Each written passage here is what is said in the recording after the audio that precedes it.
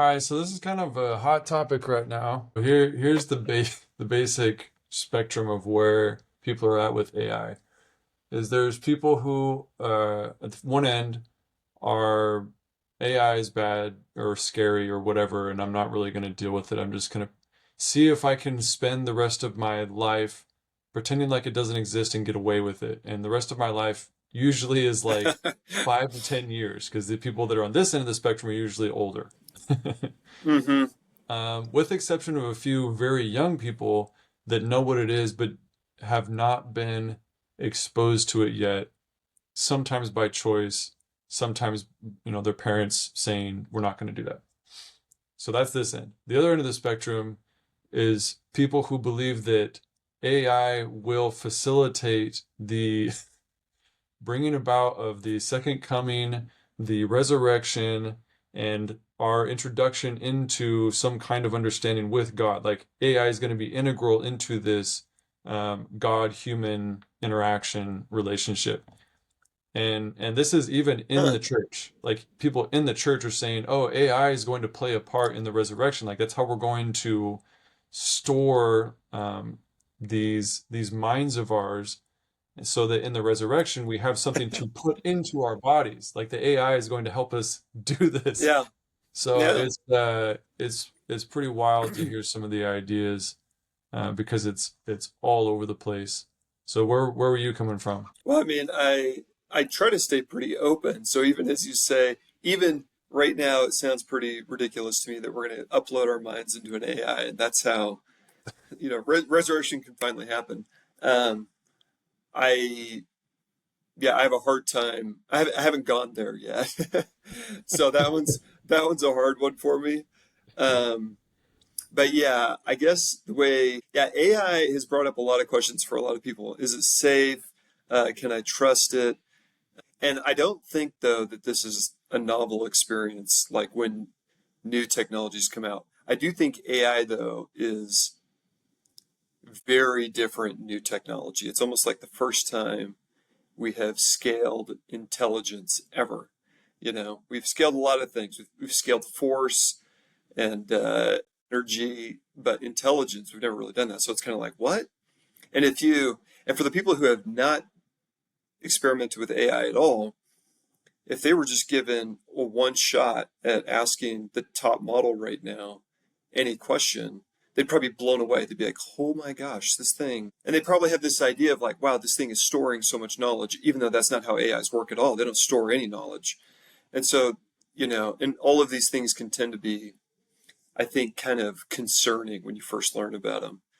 I guess, I guess I haven't, I haven't gone as far to think about how is AI gonna usher in God's ultimate plan. So where I'm coming from is I use AI daily. I kind of expected, but I'm naturally interested in staying at the forefront of AI, in a very amateur way to know how to deploy it in the company that I work for. And so, because I help develop processes and stuff here, and AI is for sure going to be a huge lift for years to come. And so I use it every day, and I even use it with church stuff, which um, there's like that really popular. Have you seen that picture where there's a big banner hanging in front of somebody's home and it says, "I know you cheated," and then Yeah, it says you use ChatGPT for your talk. yeah, I have seen that. um, so yeah, um, I think it is a tool. You've probably heard this so many times. I think AI is simply another tool. It is a very different tool, but it's just another tool. I think we're pretty safe as long as we don't replace the worship of God with like the worship of AI. And I think that can happen in really sneaky ways. Like we stop talking to God so much and we stop reading our scriptures and stop seeking personal revelation because AI has such good answers now. I think that's a big risk. I think Is it has happened to me in small ways already. Um, what about as far as being a common problem? You think there's lots of people running into that problem, like in our common wards? That's a good question. I don't know. I don't know AI usage across most people. I think for the average person, from what I can tell, I use it significantly more. And my use is only the chat bots, essentially. I'll create images here and there, but and videos here and there, but I'm generally just talking to the chat about all kinds of stuff all the time. Um, and I don't get the sense that a lot of people I know are doing that, including like my own board members. Yeah, I'm in the same boat. I use it quite more. I use it more probably like you. And the people that I talk to in the church don't seem to be using it very much. And the church seems to be kind of putting up some warnings about AI. And I'm kind Mhm. of on the other side of that, where I'm trying to get people to engage with it more and warn them less, because I don't think we've crossed that line. Like it doesn't make sense to warn people about it if they're not even using it. It's not like it's methamphetamines where it's like we got to warn people before they use it. No, Yeah, it's like the next tool. It's the next study tool. It's the next efficiency tool. And so it doesn't make sense to, in my mind, to warn people first. It's more like, no, no, no. You get into it first, put 10 hours into it first, and then I'll warn you about where you might be able to run into some problems with this. But I'm always amazed when people ask me questions, whether it's like a lesson or just what's going on in the world. And I'll be like, yeah, just put it into an AI. And they'll be like, and I'll be like, like you have a bot on your phone, right? Like you have some chat you're using, and they're like, no, I don't have anything like that on my phone. And I'm like, okay, we need to get that figured out. Like you need to have something on your phone, um, just from a matter. There's two things in my mind. There's speed, and like you said, there's quality. And I told this to my entire ward in a Fifth Sunday lesson. I said the one thing that's different about AI is that you can actually trust it. Not 100%, but you can hmm trust it like 95%. Whereas on like a Google search, you can trust it like 20%, 30%. You really got to like weed through everything on the Google results to get something good. If you put into a chat bot like ChatGPT, any question, you don't just take it for granted, but you can put a lot more trust into that than you can like a normal Google search. And I think that's where people get hung up, is they still equate it to this thing that I can't trust or that has a low trust factor. Yeah. Yeah, I think you can trust it a lot for especially objective, factual things. Like if you were going to ask it, hey, what does it say in Alma 32:5? Like it's going to nail that. And even though it's not, it can try to source it, but often it doesn't even source it. It's just like, yeah, this is easy. It often knows things about church history, documents related to church history, but yeah, it starts hallucinating a little more on niche things. And it's not because the AI is evil, it's just the nature of an AI, right? It needs a lot of training data and the way it trains. Yeah, but yeah, I'm always surprised how many other ways I find to use it that are really outside of its expertise, but it still does really well. Like in terms of doing research for me, it's like maybe at the 90-95% trust, right? But the other day, I uploaded my patriarchal blessing to ChatGPT, and I said, what do you see? What is this? What are some highlights, trends? And it like gave me some feedback that was pretty cool, things that I hadn't seen before. hmm And then I don't know if you've seen the trend of what is my curse. Have you seen that with AI? Uh-uh. So if you're with a chatbot for long enough, like if you've put a couple hours into a chatbot, you can start asking it what it knows about you, right? Yeah. hmm And then you can start editing your little profile. It's not a profile. You don't fill out a form like a Facebook profile, but the chatbot has a profile of you so that it knows who it's talking to. And so after a little while, you can ask it like, "Hey, what do you know about me?" And one of the questions you ask it is, "What is my curse?" Meaning like, what is the thing that I struggle with? And it will try and diagnose the things that you struggle with, and normally it hits it on the head. It's like it'll say something like, "Well, your work relationships are good, but you really struggle with your personal relationships." And you're like, "Oh gosh, yeah, oh man, that hits hard. That hit hard." Or it'll say something like, your time efficiency is pretty good, but your work life balance is out of control. Things like that. And so I started doing that with my patriarchal blessing. Like, what are some things that I should watch out for?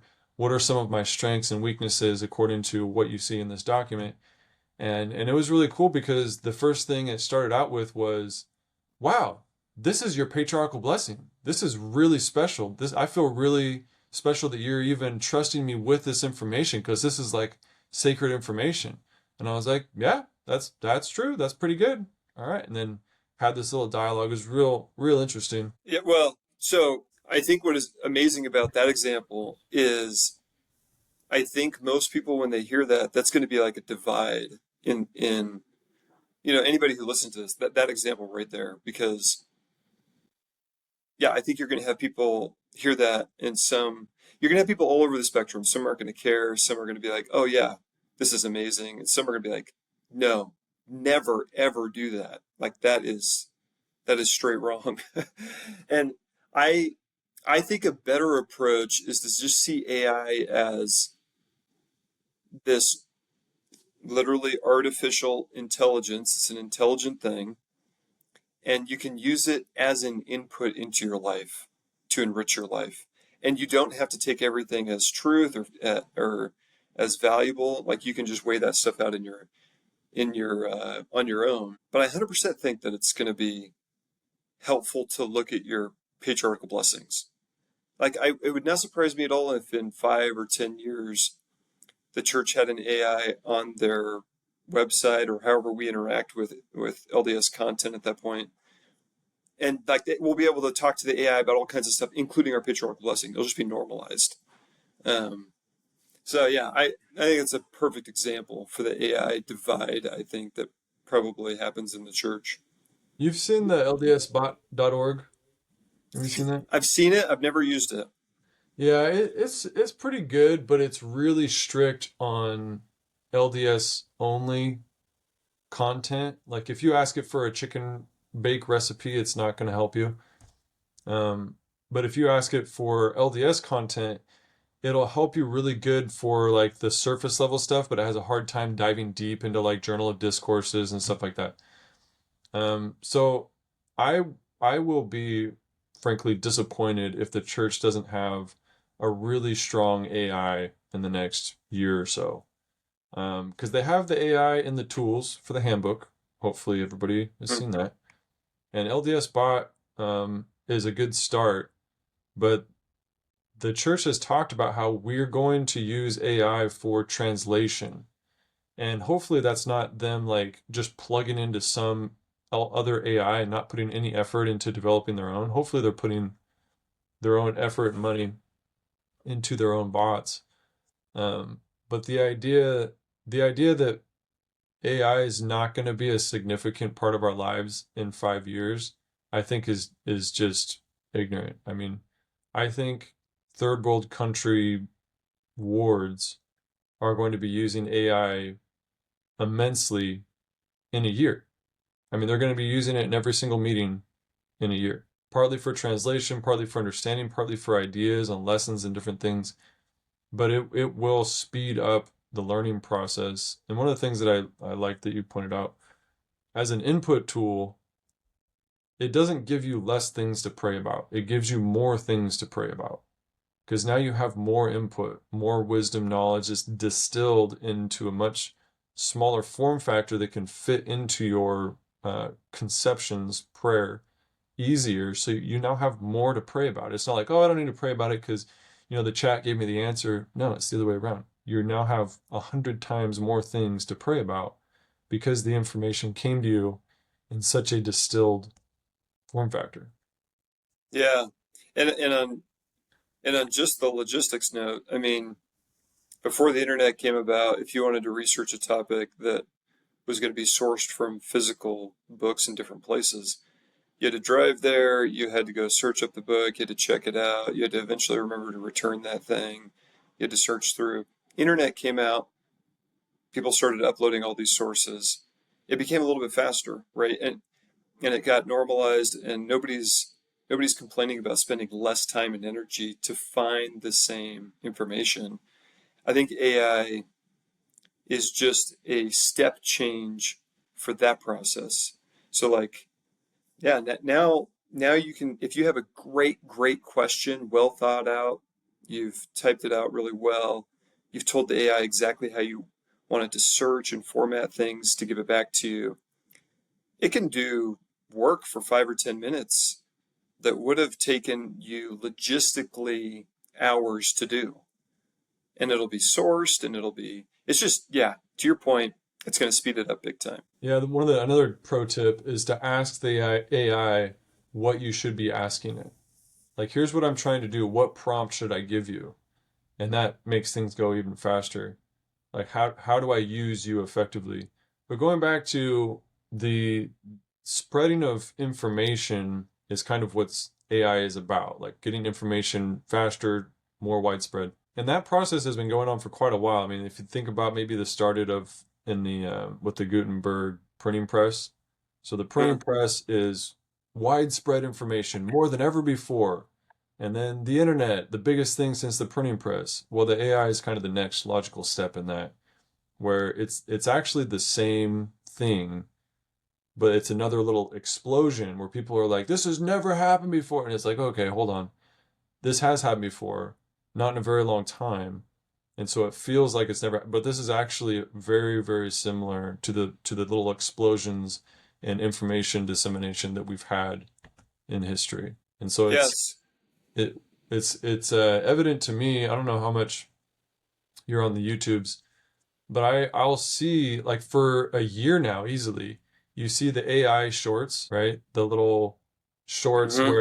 where you can tell that it's been generated by an AI, not the visuals, but the editing of the video and then the subtitles. And I've gone to some of those channels that have a lot of success, and pretty quickly you can tell that the person editing these videos is producing videos for the American audience, but they live in a third world country somewhere. They live in India or where Africa or Hmm. something. They live somewhere else. And all they're doing is taking really popular videos and then having an AI chop them up and then adding subtitles. And you can tell that they don't even know what the video is talking about, because there's a lot of little editing things and the words and stuff that don't make sense, and the subtitles don't make sense. But they're doing it because they don't need to know what it's talking about. The AI knows what it's talking about. So something as simple as that is having a tool where someone from a different culture and in a different place can tap in using AI and create something that an audience can value. And those two things can't communicate to each other. Like, you can't call the creator and understand what he's saying. Creator can't talk to audience and understand what they're saying. But they have this relationship where they're producing and consuming because of this technology. And I think that type of thing is the kind of bread and butter of the AI, where eventually we're all going to get to the point where we actually are speaking the same language, all of us, because there's this interface that immediately translates everything that everybody's saying in all kinds of verbal and cultural ways. Uh, Yeah. so Yeah. your original prompt was about how does AI fit into covenant keeping, covenant living? Covenant living. Yeah. But that was really just a starting place. It's not necessarily like a question I thought about a lot. And I think we've talked about a lot of that. I mean, if I had to give a short answer to that, which is really just summarizing things we've already said, it would be use AI as a companion, as like a input to getting information faster, to wrestling with information in your mind. I use it all the time to kind of like debate it a little bit. Like, hey, can you take this side and I'll take this side because this topic, I don't know where I stand. And just wrestling with a debate helps a lot. So using it just in a variety of ways. But I think more than anything, I would recommend just start using it, and you kind of start drawing your own lines on where it's enriching your life and where it's not enriching your life. Yeah, and I would assume that if you are the type of person that really is going to struggle with AI, that you're going to figure it out pretty quick. You're going to be like, "Oh, this isn't for me. This, I'm going to abuse this, misuse this, and so I'm going to have to keep my distance." I don't think there's going to be a lot of those types of people, but I just think it's kind of silly to treat it as if it's dangerous or like some kind of an addictive drug. When everybody already walks around with the phone in their pocket and they're already talking to Google and they're already on social media, and we're supposed to be timid around AI, like it doesn't make any sense. Well, and I'm curious if you've heard something different. The only warnings that I've heard from the church are developing AI relationships, like having, like actually calling an AI like my girlfriend or something, you know? Yeah, Um, they've given specific warnings on that, but the in my experience, the sweeping population of the church has taken that to mean just stay away from it. mm, Like yeah, they've interpreted that warning as as I won't do it until somebody sits me down and teaches me how to do it. And I can't think of a good example, like a good corollary. What other tool like that is there? What other tool is there that is really helpful and yet you're going to be afraid to use it until somebody sits you down and use and teaches you how to use it? You know what I mean? Like yeah, it's kind of a weird spot. yeah, yeah, I agree.